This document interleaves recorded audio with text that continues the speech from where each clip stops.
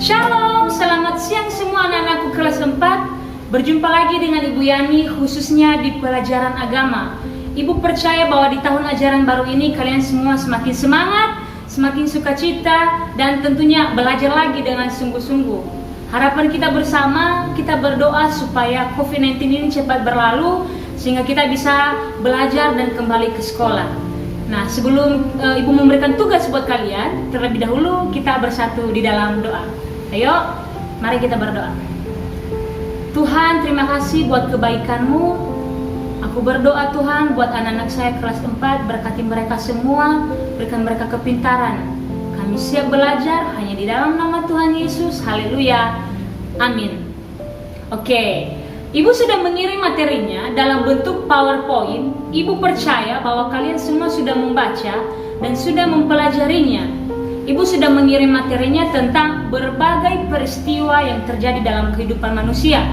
Dijelaskan di sana bahwa setiap yang terjadi dalam kehidupan kita tidak pernah lepas dari perhatian Tuhan.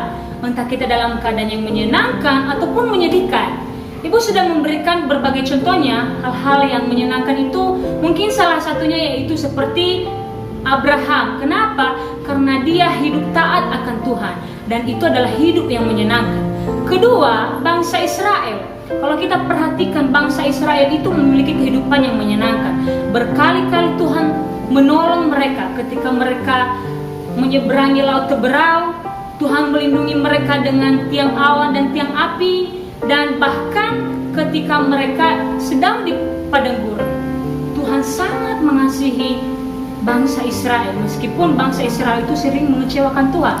Dan menurut Ibu, bangsa Israel ini memiliki kehidupan yang menyenangkan.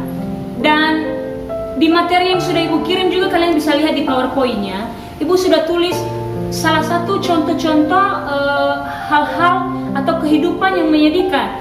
Salah satunya yaitu Ayub.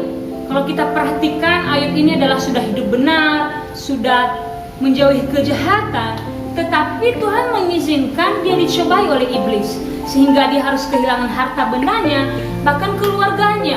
Dia punya 7 laki-laki, 3 anak perempuan, tapi dia harus kehilangan semua itu karena Tuhan mengizinkan cobaan itu terjadi dalam kehidupannya.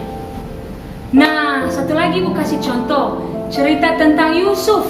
Kalian bisa baca di Kejadian pasal 37. Di sana dijelaskan bahwa Yusuf ini adalah anak yang sangat dikasihi oleh ayahnya.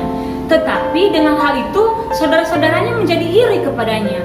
Sehingga ketika mereka lagi mengembalakan domba, saudara-saudaranya ini punya pemikiran jahat terhadap Yusuf. Dia dibuang ke sumur dan dijual kepada orang Ismail, sehingga dibawa ke Mesir.